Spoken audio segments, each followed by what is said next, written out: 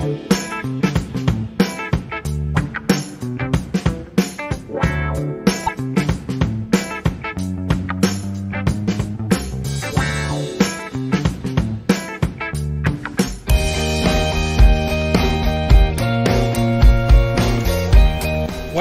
to the Fourth Branch program. Glad you can make it. I am MD. This program is dedicated exclusively for those with common sense, a spirit of patriotism, and a determination for a more perfect union. Stay tuned as we begin the discussion of a very important, interesting, and enlightening topic. Hope to hear from you soon. Happy listening.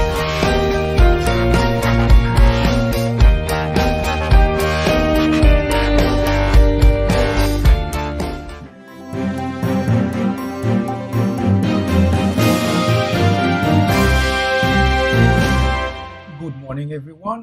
I am MD, and this is the Fourth Branch program.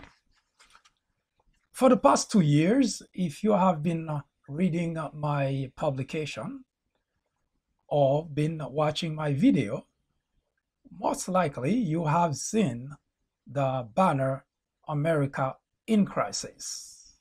And indeed, for the past 2 years, if you have not been hiding under a rock, it is pretty obvious that the country is going through a major crisis.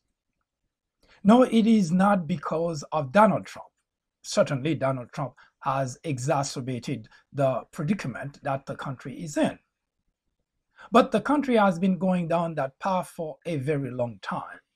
In fact, well before Donald Trump's presidency, I wrote many articles in which I decried the state of the country going down a path which, for future generations, will be quite detrimental.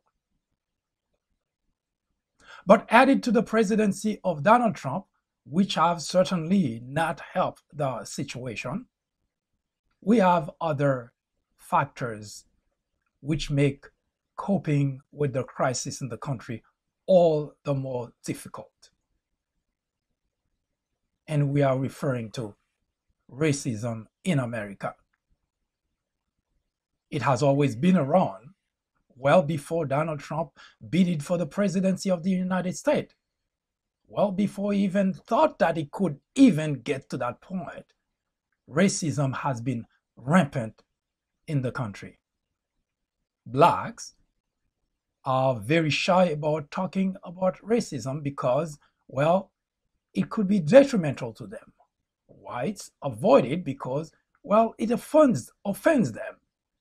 And as such, the discussion, the debate, the conversation about racism have always been shelved until a tragedy happened, usually to a black, at which point a couple of days, experts will come and suggest that there ought to be a conversation about race relation in America. Well, again, shelved until the next tragedy. And Donald Trump became president of the United States, and everything has changed since then. White nationalists, KKK, people who were mostly on the fringe of the country come out to make their racism, their habit of discrimination, a legitimate matter. They come out from all woodwork just to say, yes, we are racist, we are proud of it, and we have a president who supports that. But racism, as I mentioned earlier, did not happen yesterday. But racism is a problem for the country because it hampers progress. You see, racism is not born, it is taught. Children, babies are not born racist. They are taught by their parents, by their grandparents. Unfortunately, you cannot wake up one day and delete racism. You see, It is more like a cigarette. You cannot stop smoking unless you want to stop smoking. John Roberts thinks it is not difficult to end racism. How do you stop racism? How do you stop discriminating on the basis of race? John Roberts answered the question very simply. You just stop discriminating on the basis of race. It sounds very simple. In reality, it is not black and white. It is a very complex problem. It is all the more complex because there are millions of whites who are racist, who discriminate, and there are millions of whites who are not racist, who do not discriminate. The question is, why is the problem still exists in the United States despite many effort, despite much effort by many, despite the end of slavery, despite rules, regulation, legislation, which are supposed to help with the process. And yet, today, in the midst of the 21st century, racism is as much alive as it was during slavery. What is the cause of the problem? Who is fueling it? And why? When we return, we'll address this very issue in order to continue the conversation about race relation in America. I am MD, host of the Fourth Branch program, inviting you to join me every Saturday at 10:30 a.m. and every weekday at 2 p.m. for discussions of social political issues and to dissect the meaning and the importance of current events, as well as to understand topics of legislations. The Fourth Branch Project is not associated with any political party, and we at the Fourth Branch do not have any political agenda or aspiration. Our ultimate objective is to work towards achieving a more perfect union by removing ignorance, the biggest obstacle to our democracy. Join me on our next social media broadcast. See you then.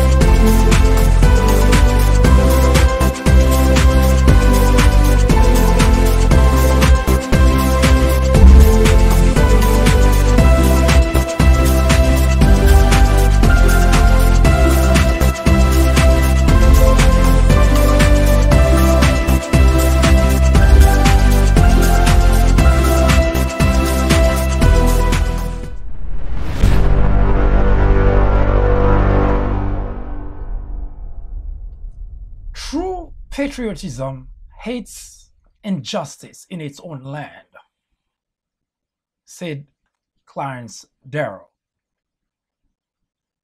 Thurgood Marshall said that where you see wrong or inequality or injustice, you ought to speak out, because this is your country. This is your democracy. And we are much too aware of how many millions of people just stay or keep silent in the face of injustice.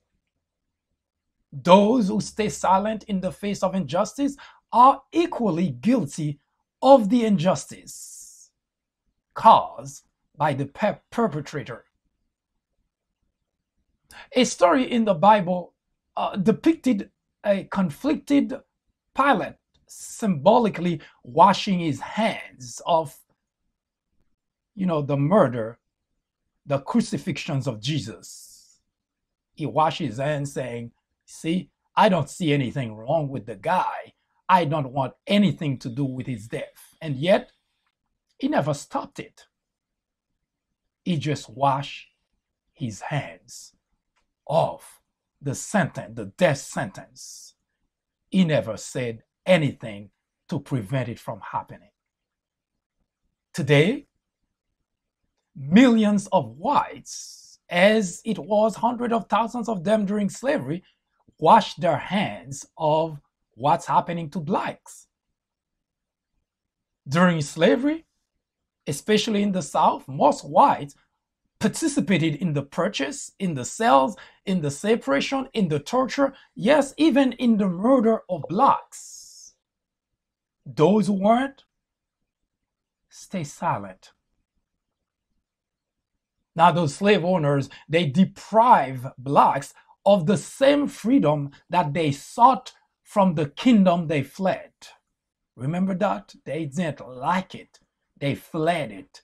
And yet, they deprived black of that same freedom.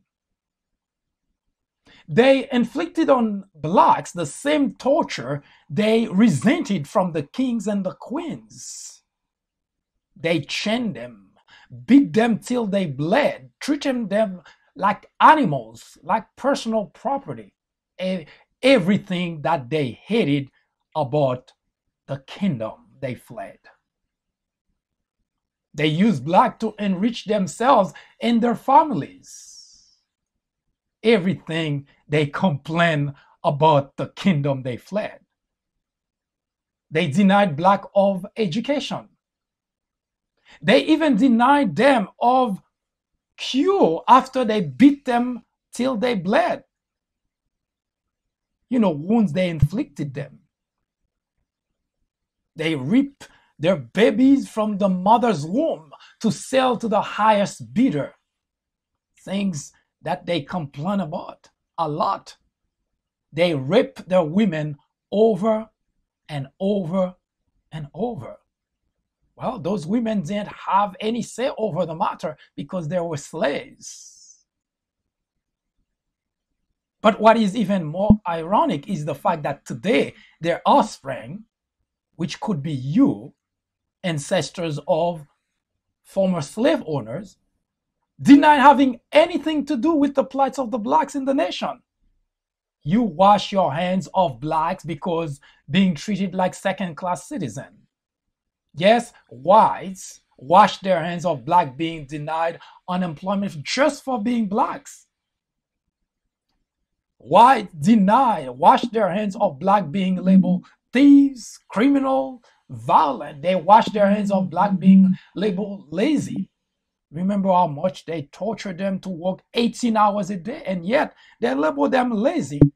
Whites, offspring of slave owners, wash their hands of all that. They wash their hands of black being indiscriminately killed by police officers. What they do instead, they raise walls, gates to keep blacks off.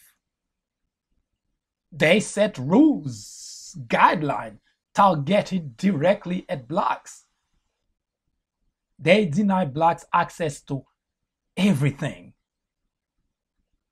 And yet, they argue they have absolutely nothing to do with the plight of blacks today.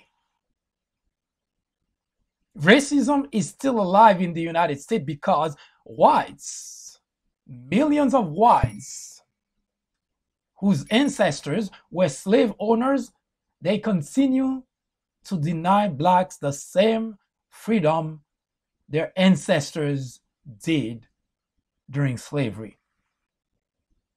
In the South, they continue to say, we want to keep blacks in their place.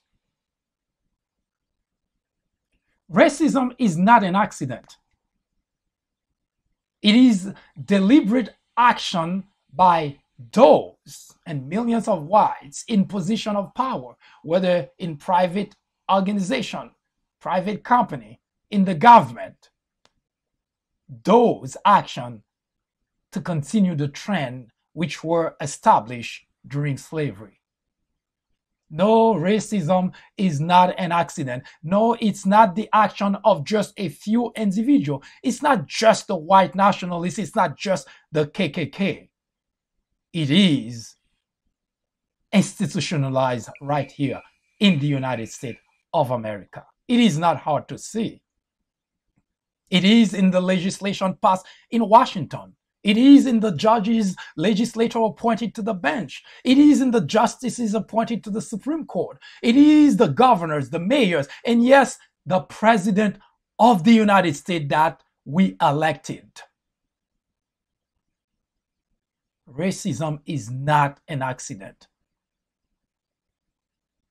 Racism still exists in the United States because here in America, racism has been institutionalized.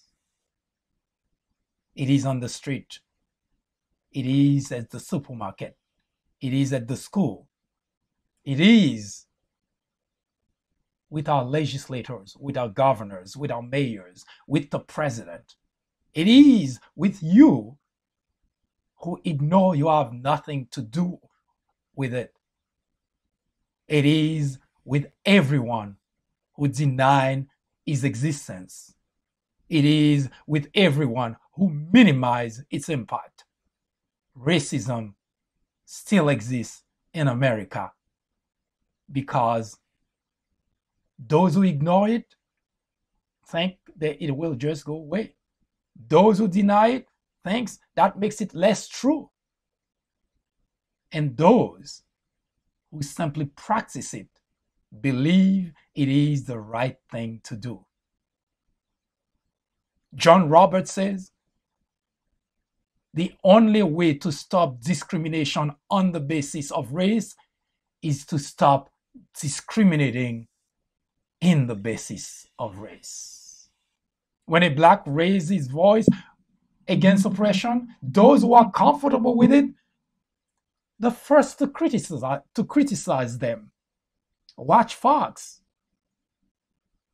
When black protests of police brutalities on the street, when they get enraged for being victims of police murder and execution on the street, watch Fox. They are the first to go and criticize blacks for protesting against oppression, against inequality, against injustice. Yes, there are still millions of those same whites who thought it was okay to keep slavery around. Those same whites have migrated from the South. Now they live everywhere. And they still want to keep things the way it was. Racism is still alive in America because millions of whites continue to practice racism in America. Hi, I am MD, host of the Fourth Branch program. War on Blacks is a new topic added to the Fourth Branch programming in order to discuss the intricacies, the complexities of race relations in America. The goal is threefold. 1. To bring attention to the various forms of prejudice, discriminations, and racism in the country. 2. To expose the undeniable presence of such in every aspect of life and every corner of our society. 3. To extricate us all from the ignorance, the indifference, or the complicity. The ultimate objective is to make the discussions of those issues, racism, prejudice, discrimination, a normal part of our lives. Then, and only then, will we, as a society, be able to eradicate the problem. Martin Luther King Jr. said, "Nothing in all the world is more dangerous than sincere ignorance and conscientious stupidity. Abraham Joshua Heschel exclaimed, "Racism is man's gravest threat to man, the maximum of hatred for the minimum of reason." Join me in the journey to restore equality. Or would you please get out of the way? Thank you.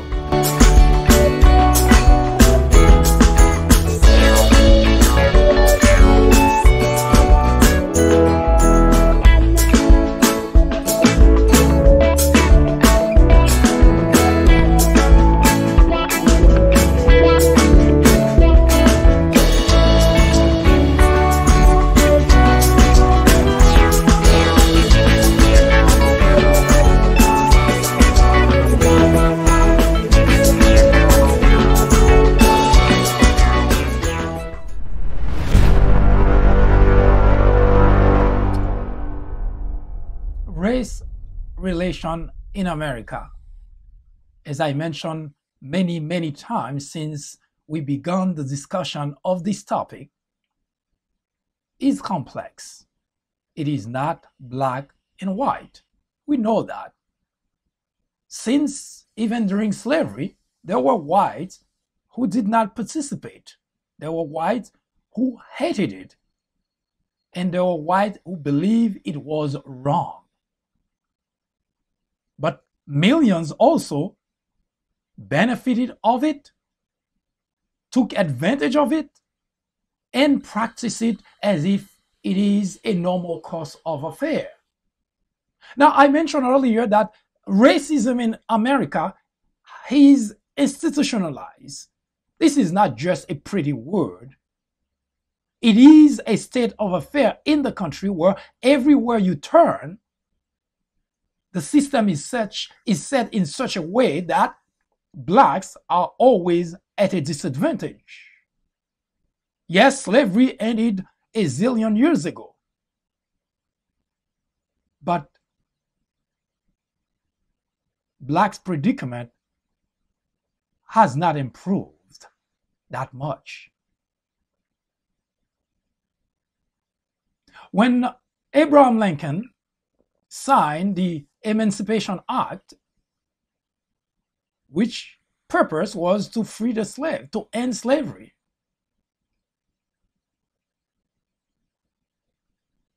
millions of whites disagreed.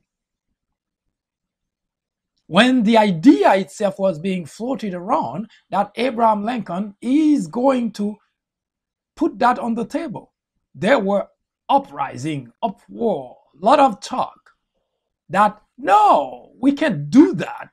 We like those slaves to continue to slave for us. Whites today,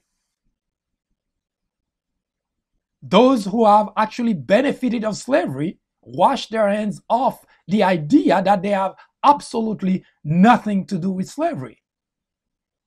We weren't there, they say. And yet, their ancestors, great-great-grandparents, made a fortune out of slavery. Land, houses, become wealthy, and pass it down from one generation to the next. And today, those same individuals who wash their hands of black predicament are enjoying the very aspect of slavery. They have properties that were left to them by their ancestors. They have wealth, land, plenty of it. But they wash their hands. They have absolutely nothing to do with blacks' issues, blacks' poverty, or blacks' problem. Just a reminder that for almost 400 years before slavery ended, blacks were completely subjugated by whites. Slave property. They are purchased and sold. They could not have an education. They could not own anything.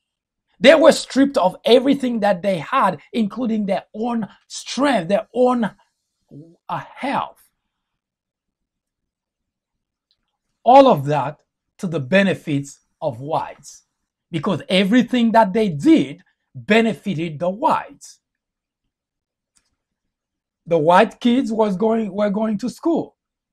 Blacks were slaving in the field. The white kids had the privilege to go and get an education, become whatever he or she wished. Blacks were slaves. Now, for those today, ancestors are offspring of slave owners who wash their hands, that they have absolutely nothing to do with that, consider this. Obviously, you weren't born yet. Nobody can argue that.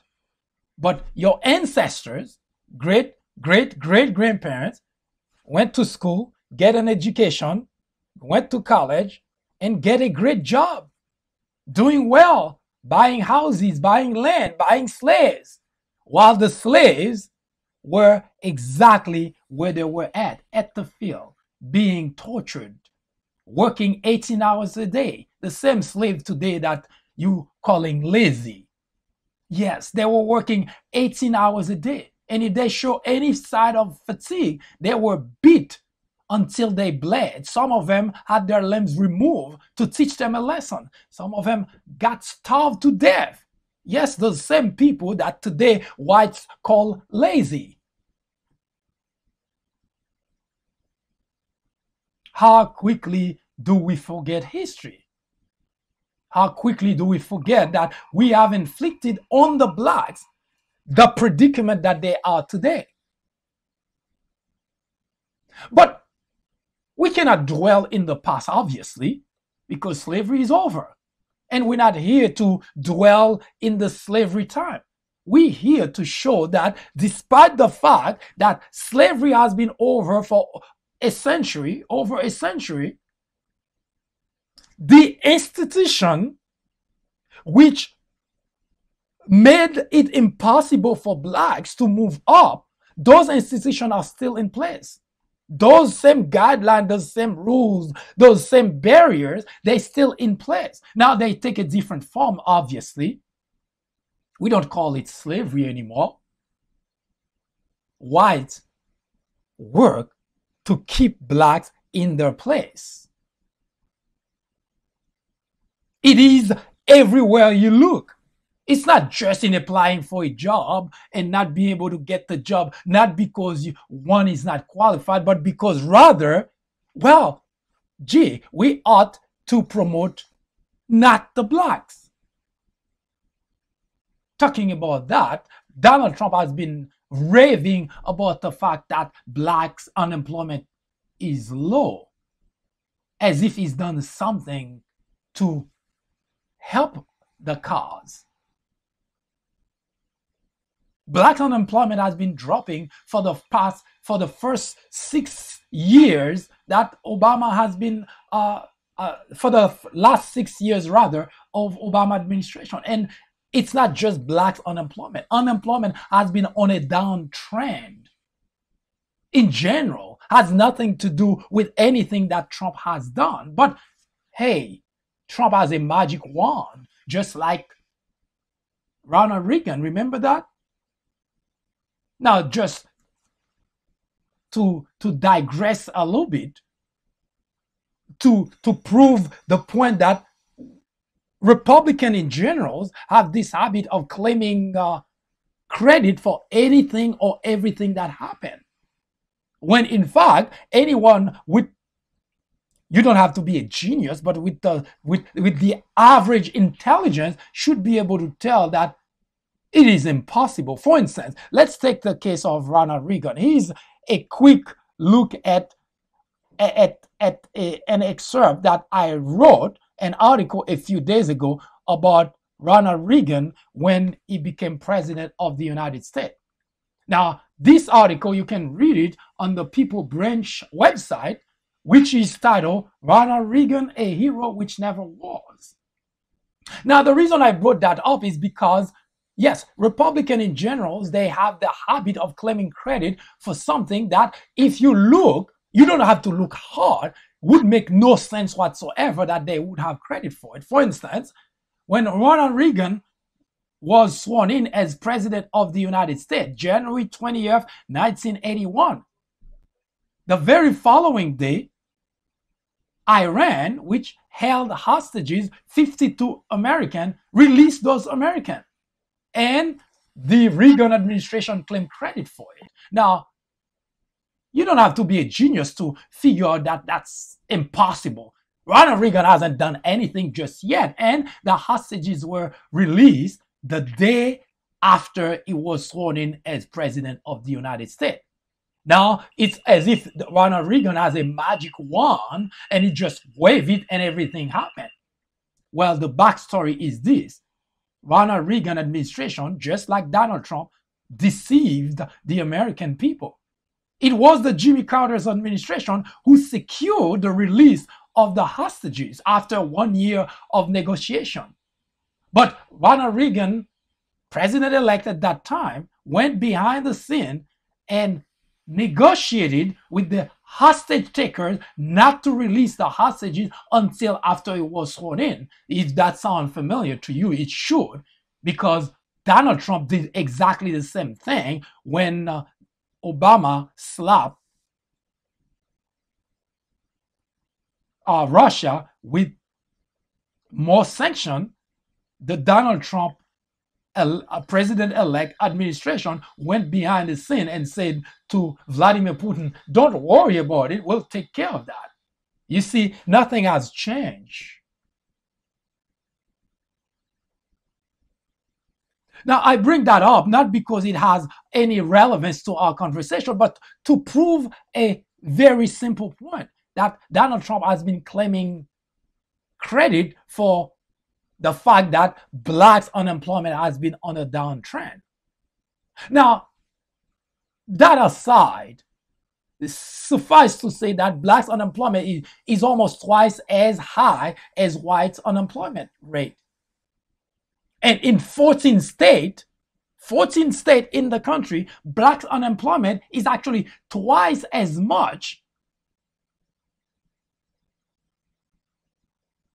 as whites' unemployment rate. Now, why is that? If you want to ask yourself the question, why is that? Is it because blacks are not as qualified as white? What is it? What's causing that?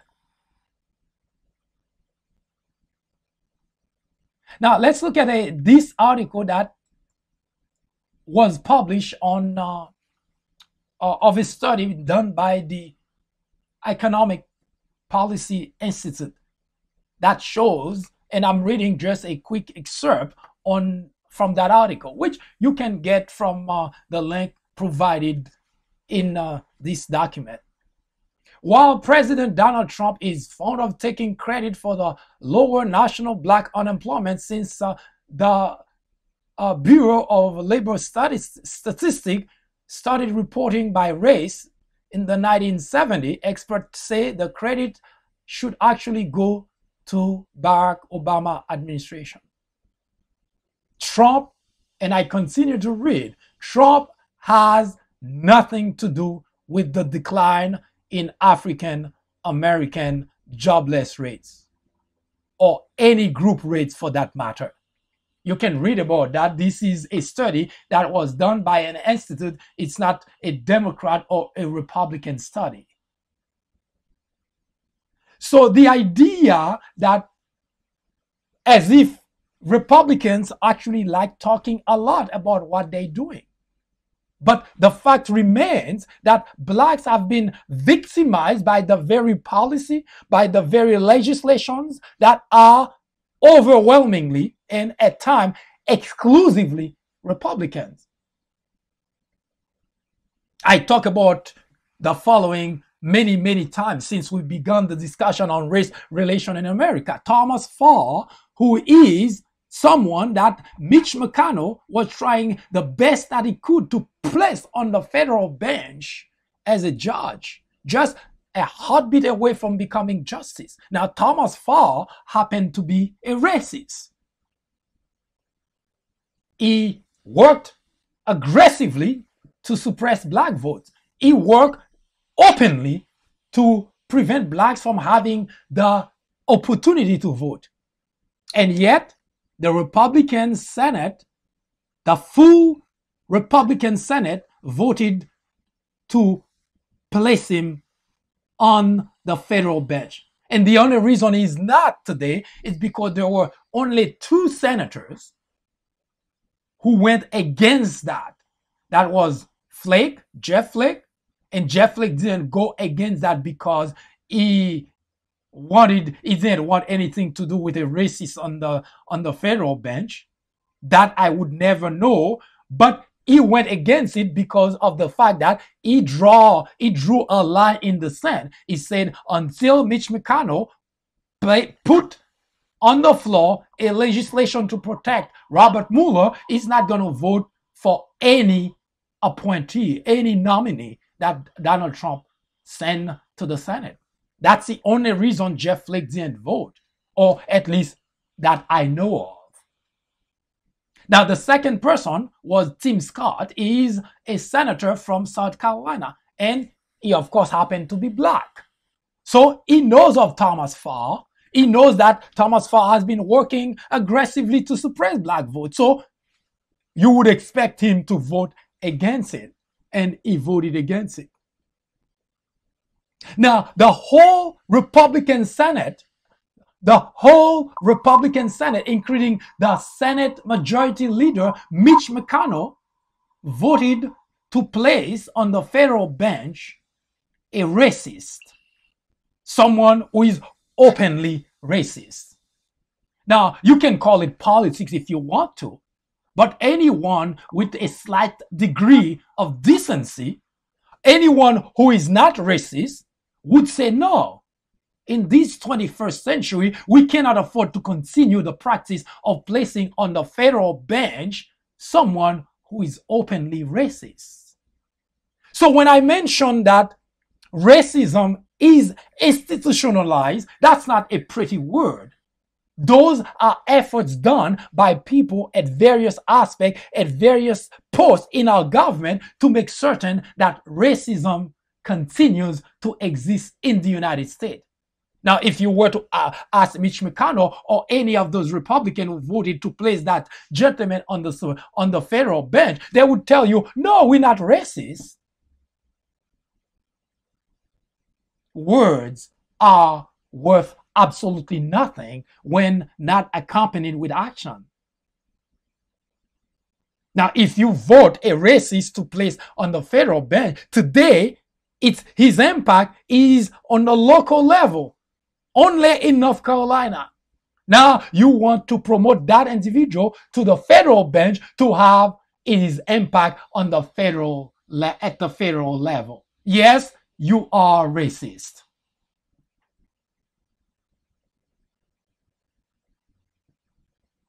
If the idea is to stamp down racism, if the idea is to stop discrimination on its track, there is a simple way to do that, is to stop appointing and nominating people at posts where they can continue to spread racism. That is a very simple equation. It doesn't take a genius to figure that out. Mitch McConnell is the Senate Majority Leader. He could have stopped it right on its track. No. He bring it for a vote to make certain that the racism continue in America. So yes, racism is institutionalized. When you are at a workplace, if you are the human resource manager or you're the vice president of human resources, now you continue the practice of racism when you allow those doing the hiring to discriminate on the basis of race. Now, every organization in America has at the bottom in small letter that it's equal employment opportunity, EEO. You'll find that written on the application of any organization in the United States of America. And yet, if that's the case, why are we talking about racism and discrimination at the workplace? Words without actions are worth absolutely nothing. Now, the problem is not simply because of those who practice discrimination. Yes, it is rampant. We have had for the past 3 to 4 years indiscriminating of police killing blacks on the street. Now, you can spin it 1,000 ways if you want to, but you don't have to be a genius to pinpoint the problem. It is racism. And that's why it's overwhelmingly impacting blacks. Police on the street do not hesitate a single occasion to just shoot a black individual, unarmed at that. In the past year, we have example. There was a kid, a black kid, no more than 12, 13 years old, playing in a park with a toy gun. By the way, which was colored toy gun. Ohio. Police was called.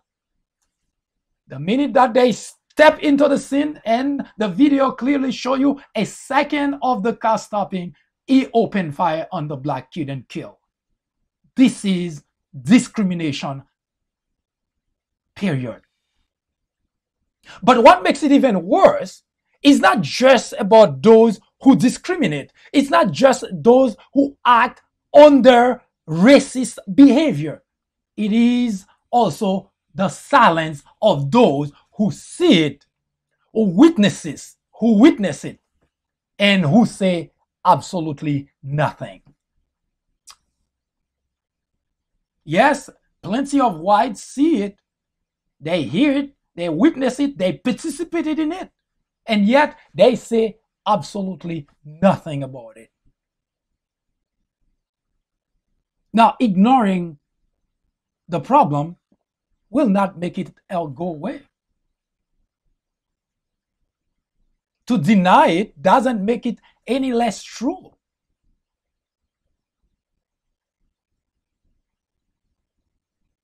And you, if you are white, you are responsible or partly responsible for the problem. Yes, the wealth that you enjoy today were made on the back of slaves, blacks. The good life you have today was made possible because your ancestors were slave owners. They passed that wealth down to you. So no, you cannot wash your hand and say you have nothing whatsoever to do with blacks. You have everything to do with blacks' situation, with blacks' predicament. Your great-great-great-grandfather, at that time, a child, went to school, went to college, got an education, got a good job, and continued to have a good life. His counterpart, the black slave, never got that. Never got that. 400 years behind in what they could possibly achieve. The danger of silence. No, you cannot simply wash your hands and say you have absolutely nothing to do with that.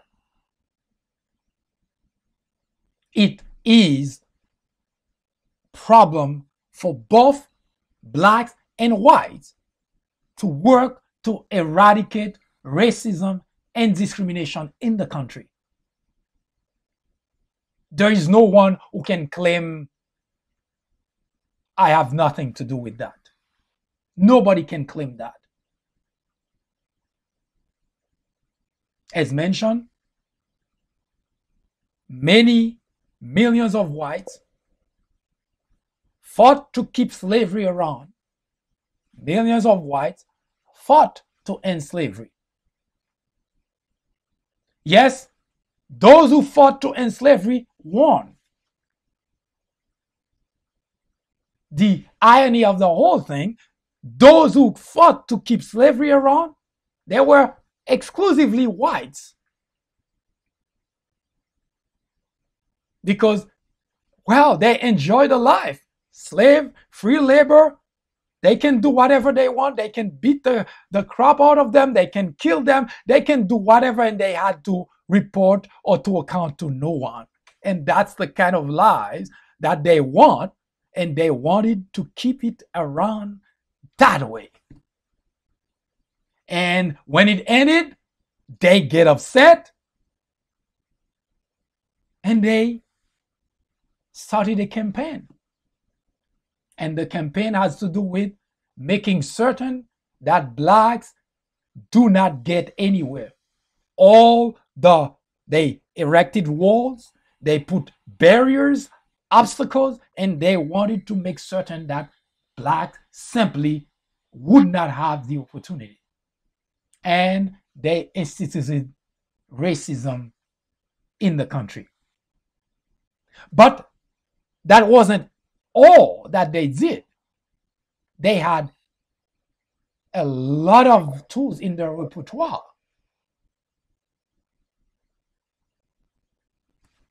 They blame blacks. They say blacks are violent. Blacks are criminal. Blacks are lazy. Everything that's bad were put on blacks, while the institutionalization of racism was taking root. They were good people who happened to beat blacks until they bled. They were good people who happened to torture blacks. There were good people who happened to slave them to working 18 hours a day. There were good people who chased those blacks who were trying to escape slavery and just shoot them down. All that is the picture that they painted for the rest of us. They were good people, but blacks, criminal, slave, thieves, violent. Even as of today, we still have police officers killing unarmed black men and say, I was afraid for my life, blaming the victims. I was afraid for my life. For what? Someone who is not armed, you unload your weapon on that individual, you were afraid for your life? Yes, it's the blaming of the victim too, that the institutionalization of racism in America. Blaming the victim.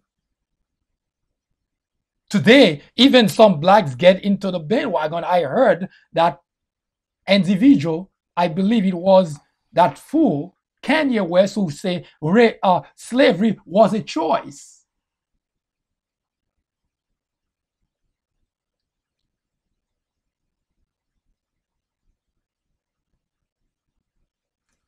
It's not bad enough that whites are washing their hands saying, I have nothing to do with the problem blacks are in. Now you have ignorant blacks that are telling you or saying that slavery was a choice. I'm certain slave owners would have been happy to have somebody like Kanye West as their spokesperson.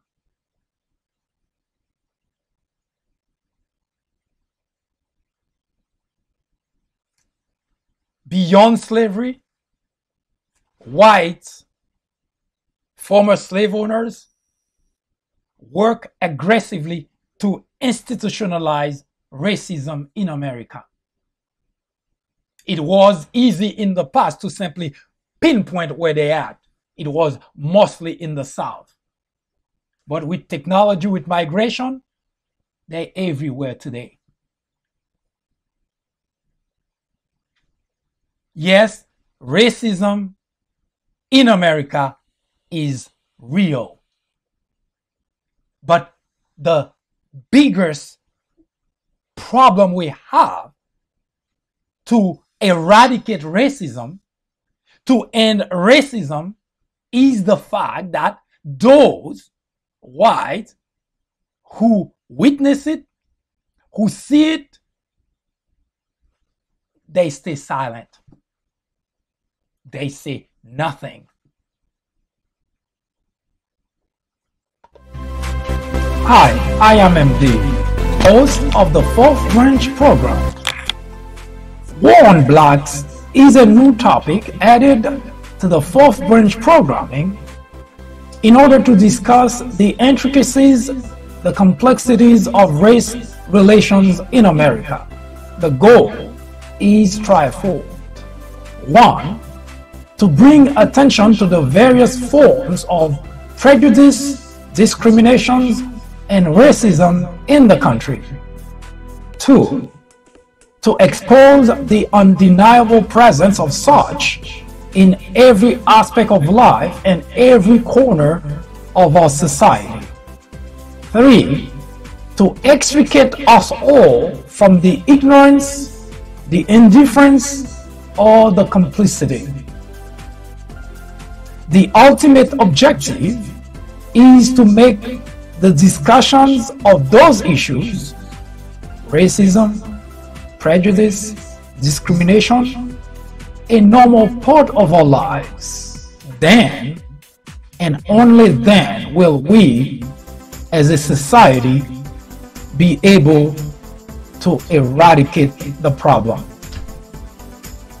Martin Luther King Jr. said, "Nothing in all the world is more dangerous than sincere ignorance and conscientious stupidity." Abraham Joshua Heschel exclaimed, "Racism is man's gravest threat to man, the maximum of hatred for the minimum of reason." Join me in the journey to restore equality. Or would you please get out of the way? Thank you.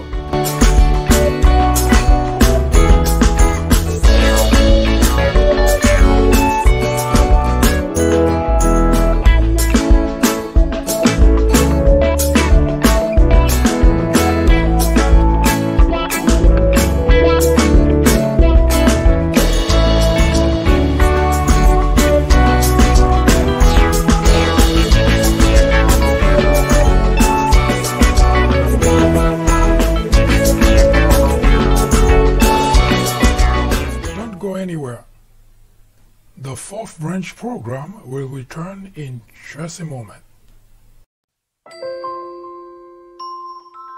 After reading several books based on presidents and on Obama specifically, I found that they're typically partisan.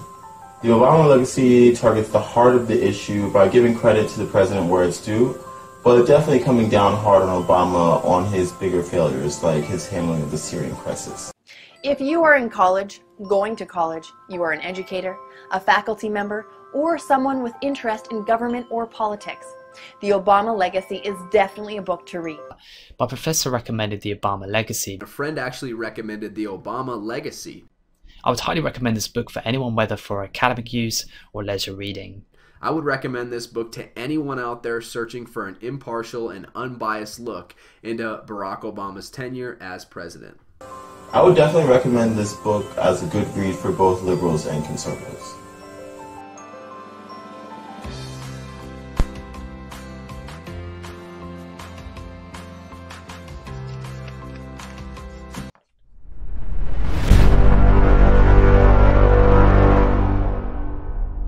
Why does racism matter to whites? Well, you would have to take another look at slavery in order to understand why that is. Now, as I mentioned before, we continue this format of race relation till the end of the year. And next year, we will bring back the continuation of slavery and the rebellion. That's where we left off, and when we change the format. But racism is important to whites, those who are racist, those who discriminate. It's because it provides the psychological advantage and the opportunity to keep things the way that they want to keep things. And when I mentioned that it is institutionalized, it sounds like a big word, but all it means is at every aspect of life, every corner of our society, whites set in place rules, guidelines, principles, which are not meant necessarily to improve anything, but to be a hindrance to blacks, to be considered an obstacle to blacks. And I'll give you a couple of examples before we move to the other important aspect of the institutionalization of racism. When slavery was officially ended by the Emancipation Act, courtesy of Abraham Lincoln. Now, for those of you who don't know, I definitely like to mention every time that I say that Abraham Lincoln himself did not own any slave, and his parent did not own any slave. Now, I'm not sure about his grandparents, but just to give you a sense as to why he felt the way that he felt. In fact, Abraham Lincoln said, "As I would not be a slave, I cannot be a master." It is a very interesting way to find whether what you're doing is actually okay, because you reverse the table and say, would I want to be in that predicament? Now, after slavery was over, after slavery ended, now another struggle, another aspect of the struggle for blacks began. And it wasn't any better for blacks in the beginning either, because remember, they had absolutely nothing. They were stripped of everything that they had. Now, if that sounds like just poetry, it's not. Imagine for 1 second you were captured, kidnapped somewhere by some, obviously against your own will, but not only kidnapped, because that's exactly what happened to the blacks in Africa. They literally chased them down, captured them, chained them, and transported to a new country where they had no idea, no roots, no nothing. And now they are slaves and being beaten to work against their own will. And if they refuse, they would suffer consequences that today, if inflicted on animals, those individuals would have been arrested and jailed. Yes, that was your ancestors who did that. The same ancestor that they portray as being a good guy. Now, when that was over, now blacks struggling to make a living. Now, whites always blame those they victimize. After doing all that to blacks, stripping them of everything that they had, even their strength. Now, imagine for one split second, you're captured, you're not where you're supposed to be, you slave for, I don't know, 30, 40 years, and all of a sudden, a hero comes and liberates you from the chain of slavery. The only thing you have is whatever clothes you had in your back. On your back, that is. That's the only thing. And this is not movie. This is not speculation. And that was the predicament blacks were in at the end of slavery. After spending 400 years slavering for whites who make a living, great living. Kids go to school, go to college, have a job. I mean, things are going well for them. Blacks, completely illiterate. They didn't know how to read, how to write. They were slaves. Now, imagine for a moment. Okay, you're free now. Now, picture yourself in that predicament. You don't have money. You don't have clothes.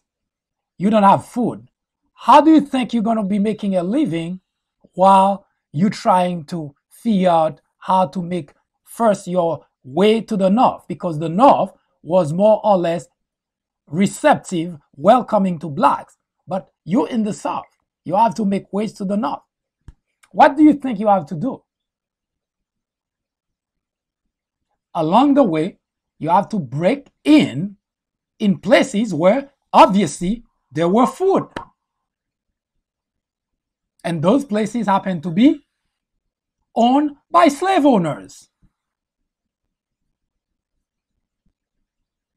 Yes, you have to do that unless you want to just die of starvation like the masters were doing to you. But you already know you cannot spend days without food. So, yes, in the middle of the night, at night, you would go and get food for the road, which whites call stealing. And they branded blacks as thieves. How convenient. They stripped them of everything they had. They enslaved them, get them to work 18 hours a day, and they walk away with nothing. But they try to get some food to make way to some place where they can make life out of for themselves. They call them thieves. Now, if you start understanding where the problem comes from, your great-great-great-grandparents tell you that blacks are thieves. But they never tell you the detail behind saying that. Did they? So it passed from your great-great-grandparents to your great-great-grandparents to your great-grandparents to your grandparents to your father, now to you, and of course, you out there, and you say blacks are thieves. That's a label, that's a stigma that put on black. Now, I'm not here to condone thievery. That's not what I'm here for. I'm here to educate you so you understand where this problem comes from and why racism continues to be rampant in the United States, and why, when you're using those labels, you also contribute to the institutionalization of racism in the country. So you're not innocent of it. So, yes, that had to happen. Put anyone, any human being in the same predicament, they would act the same way. Blacks could not knock at a door and say, "Can you please give me some food?" What do you think would have happened? Whites would have just shot them dead, and there is nobody to No one to, there is no accounting for, because there were properties. So killing a black person would not have mattered. Besides, let's forget about the killing part. Do you think the whites would have given them food after stripping them of their strength to produce wealth for themselves? Of course not. So yes, they had to take from what they work hard to produce. It was their strength, their 18 hours of labor a day. They didn't get paid for that. Yes, in the middle of the night, they ought to go and get food so that they can have enough to make ways to get to the north.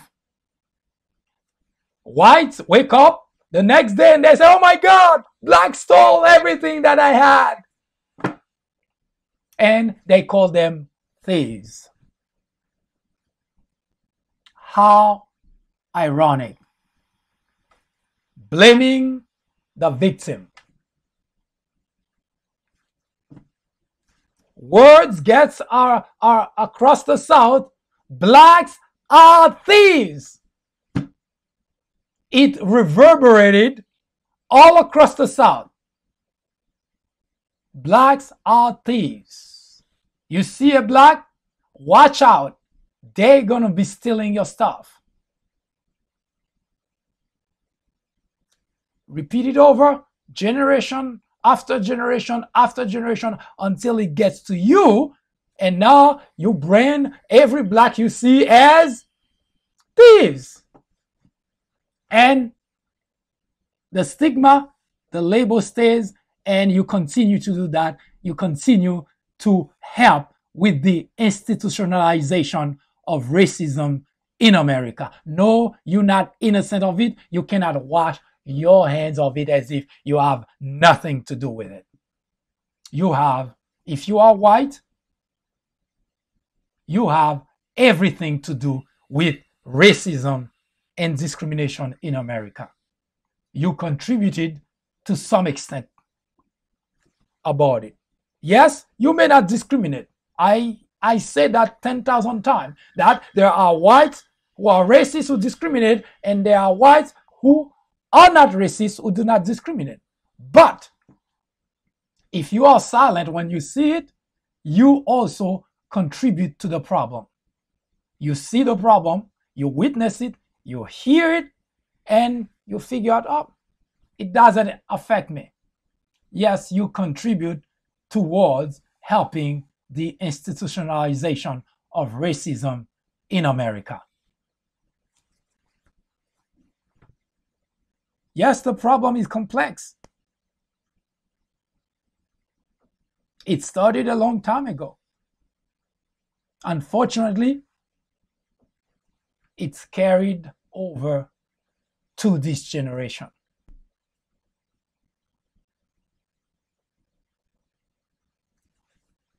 So if you're white and you hear someone, a fool like Kanye West, making the comment that he made, it's not time to rejoice. And if you are black, this is your opportunity to provide him with some education. Because people do say things without any knowledge of what they're saying. They just say things because, I don't know, maybe it sounds good to them. Maybe they just want to say something controversial. Even whites who are racist would not agree with Kanye West's statement because they know better.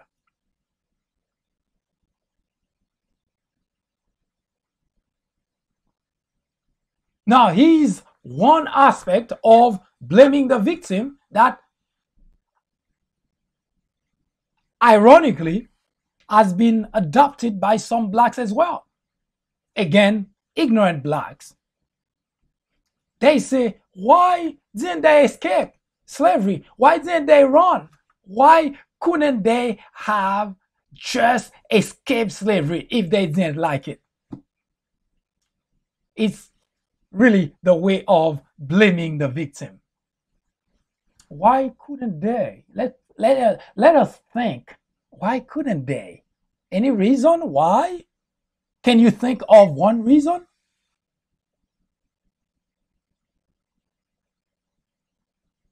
During slavery, at all point in time, blacks were chained together to work in the field.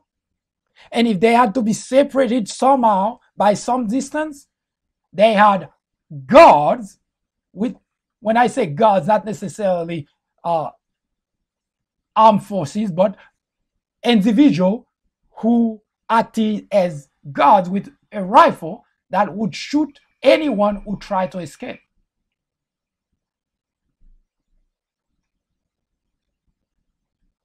But most of the time, when they have to be transported from one place to the other, they're all chained together. And there were various levels of pain that some people can tolerate and others couldn't. Some among those people, those slaves, would rather die and try to escape if they were free even for a second. And as a matter of fact, some actually died that way. The minute that they get unchained for a second, they rather get shot and killed trying to escape than sticking around. Unfortunately, not everybody had the same level of pain resistance, pain tolerance rather. Some had family and they hoped that someday they will be able to see their family. They had kids, small kids. They think if they die, they will never have a chance to see their kid. So they endure the torture. So why didn't black escape? You ask, why couldn't they? Why did they accept to stay slave? That's the questions most whites who want to blame blacks for slavery and blacks who are ignorant who want to blame blacks for slavery. That's their argument. Why didn't they escape? Why did they stay slave? As if they were so happy being slave.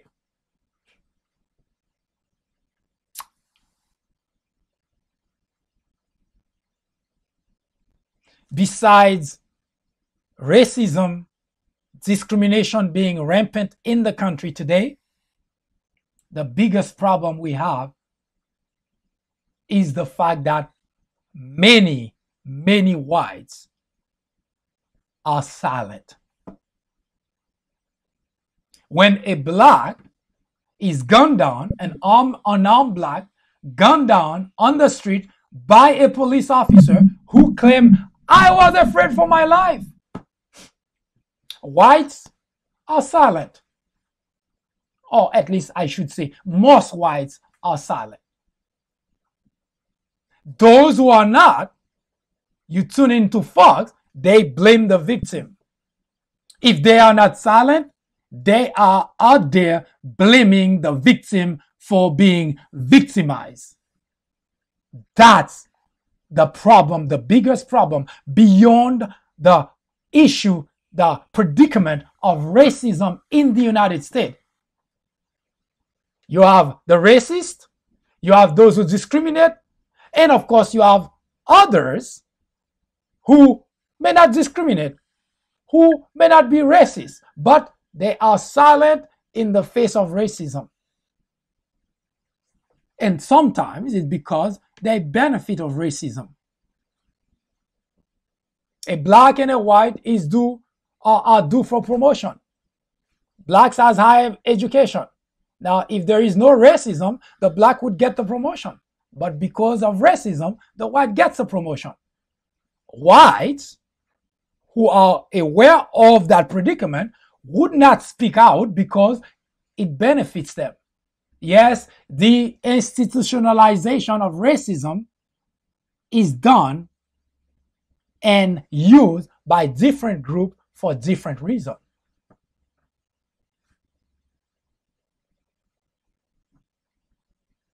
A black and a white apply for a job. The black is more qualified, but the white is hired because we prefer a white for this job. And by the way, I'm very familiar with that particular example that I just gave you because I also was victim of that. And I will explain on our next episode of race relation in America. It is not a philosophical discussion. It is not a theoretical discussion. It is not dissertation. It's not an essay. It's not just something that's being whipped out of imagination. This is real life situation and everything that's being done today in the form of the institutionalization of race in America. There are those who work to put it in place, to keep it in place. And there are those who simply stay silent because either it benefits them or they figured it doesn't impact them. That is the problem of race relation in America. Hi, I am MD, host of the Fourth Branch program. War on Blacks is a new topic added to the Fourth Branch programming in order to discuss the intricacies, the complexities of race relations in America. The goal is threefold. 1. To bring attention to the various forms of prejudice, discriminations, and racism in the country. 2. To expose the undeniable presence of such in every aspect of life and every corner of our society. 3. To extricate us all from the ignorance, the indifference, or the complicity. The ultimate objective is to make the discussions of those issues, racism, prejudice, discrimination, a normal part of our lives. Then, and only then, will we, as a society, be able to eradicate the problem. Martin Luther King Jr. said, "Nothing in all the world is more dangerous than sincere ignorance and conscientious stupidity." Abraham Joshua Heschel exclaimed, "Racism is man's gravest threat to man, the maximum of hatred for the minimum of reason." Join me in the journey to restore equality. Or would you please get out of the way? Thank you.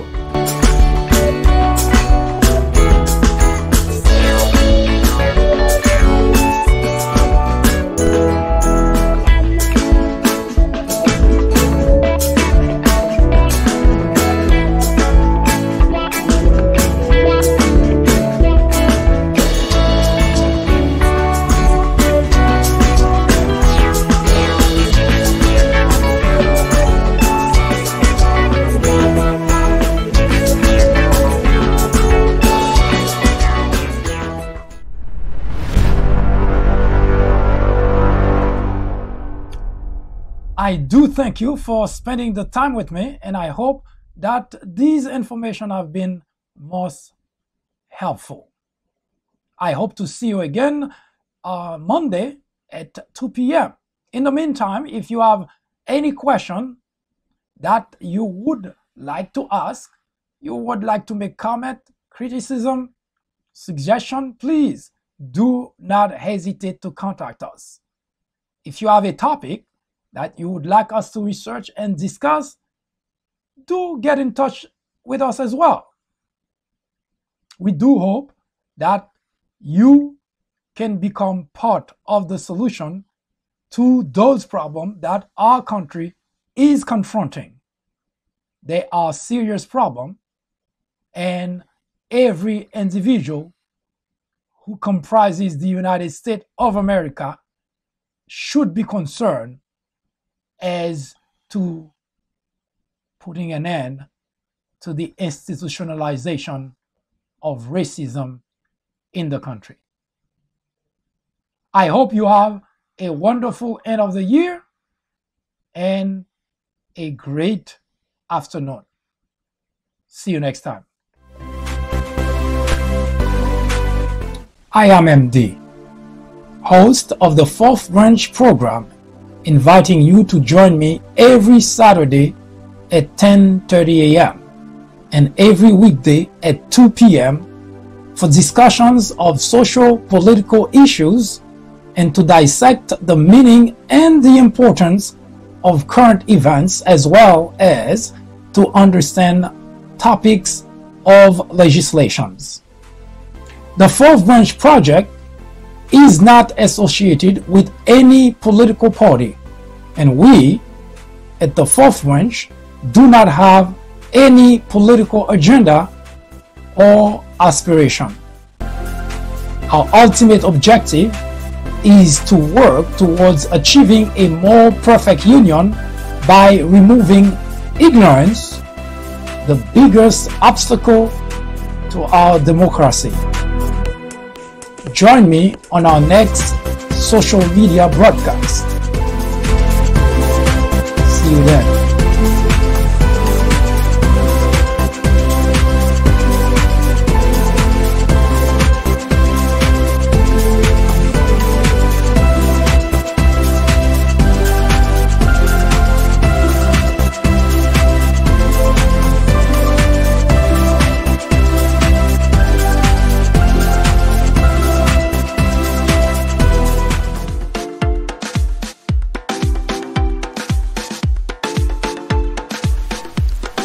The Fourth Branch Podcast is brought to you in collaboration with the People Branch publication, which can be found on the People Branch website, located at peoplebranch.org. That's peoplebranch.org. That's peoplebranch.org website, in which you will find a number of very interesting articles. My name is Mike Duchesne, MD for short. I hope you have a great afternoon or a great evening, whichever it happens to be. Hopefully you can join me again next time for another interesting episode of this podcast. That was the Fourth Branch, live from New York.